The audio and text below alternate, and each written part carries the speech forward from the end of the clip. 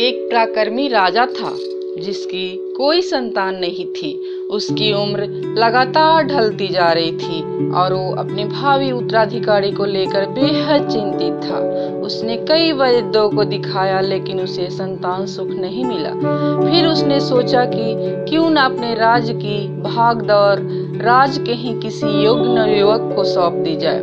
इसके लिए राजा ने परीक्षण का आयोजन किया जिससे वो अपने भावी उत्तराधिकारी का चयन कर पाए।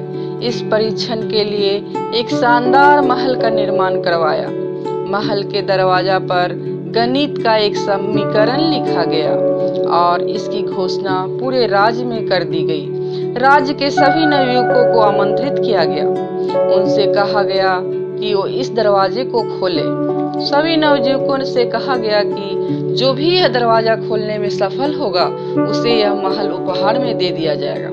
साथ ही राज्य का उत्तराधिकारी भी घोषित किया जाएगा। इस घोषणा के बाद से ही महल के आगे नवयुवकों की भीड़ इकट्ठा हो गई। सुबह से शाम तक नवयुवक लगातार महल में आते रहे।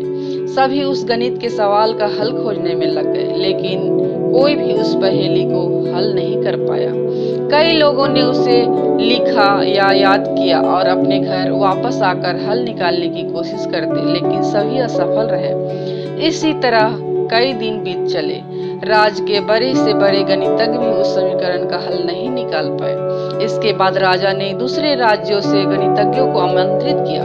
वह इसका हल निकाले लेकिन समीकरण का हल नहीं मिला। दिन ढलने लगा और अंत में मात्र 3 लोग ही बचे। उनमें से 2 दूसरे राज्य के गणितज्ञ थे तो तीसरा गांव का एक आम सा युवक। दोनों गणितज्ञ समीकरण को हल करने की कोशिश में लगे थे लेकिन वह युवक कोने में खड़ा था। तभी राजा उसके पास आया और पूछा, क्या तुम दरवाजे पर अंकित समीकरण हल नहीं करोगे? युवक बोला और कहा, मैं तो यहाँ इन गणितज्ञों को देखने आया हूँ। यह इतने बड़े गणितज्ञ हैं तो इन्हें समीकरण हल करने दीजिए। अगर इन्होंने समीकरण हल कर लिया तो ये राज्य के उत्तराधिकारी बन जाएंगे। वहीं अगर नहीं कर पाए तो मैं कोशिश करूंगा।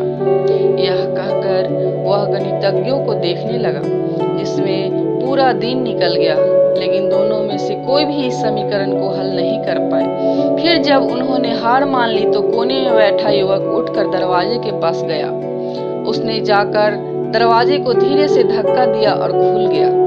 यह देख सभी ने पूछा कि आखिर उसने दरवाजा कैसे खोला।